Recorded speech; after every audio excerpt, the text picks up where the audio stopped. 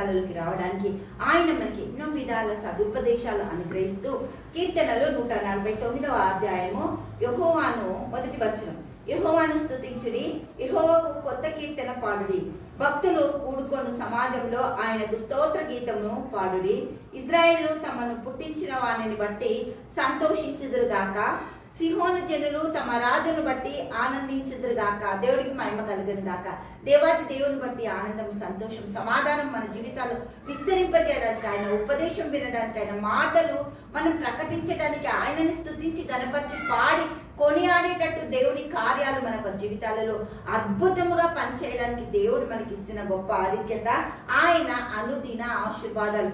అనుదిన ఆశీర్వాదాలు దేవుడు మన జీవితాల్లో కావాల్సిన ప్రతి ఒక్క కార్యాన్ని జరపడానికి దేవుడు సమస్తము సమకూడి మనకు మేలులతో నింపి నడిపిస్తున్న ఆయన గొప్ప కృపను బట్టి దేవునికి వందనాలు చెల్లిద్దాం. నీ ప్రతి విషయంలో ప్రతి దగ్గర కూడా దేవుడు మాట్లాడడానికి ఇష్టపడుతుంది. ప్రతి విషయంలో ఆయన ఏమంటాడు తెలుసా? దేవుడికి మహిమ కలుగును గాక.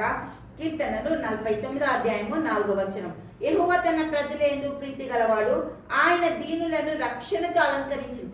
దీనత్వంతో నీవు ఆయన సన్నిధిలోకి వచ్చినప్పుడు, దీన ప్రార్థనలు ఆయన సన్నిధిలో చేసినప్పుడు, రక్షణ స్వార్థను ప్రకటించినప్పుడు, ప్రార్థన పాత్రను ఎత్తినప్పుడు దేవుని జీవితానికి ఆశీర్వాదాలు అద్భుతంగా తీసుకొని వస్తాడు.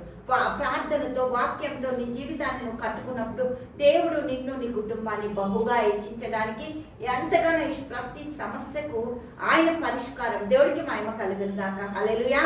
తండ్రి యేసయ్యానికి వందన స్తోత్రాలు. గొప్ప దేవ, అద్భుత కార్యాలు చేస్తున్న తండ్రి, నీ బిడ్డల్ని దీవించి ఆశీర్వదించి కృపదాయి చేతండి. యేసు నామములో ప్రతి కుటుంబాన్ని దీవించి నీ ఆశీర్వాదాలతో, నీ మేళ్లతో ప్రభా తండ్రి, బిడ్డల వాక్యంలో, ప్రార్థన, ఆరాధనలో నిన్ను స్తుతించే బిడ్డలుగా నువ్వు నిలబెట్టినందుకు కృతజ్ఞతలు చెల్లిస్తూ యేసు నామములో ప్రార్థిస్తున్నాము తండ్రి. ఆమేన్, ఆమేన్, ఆమేన్.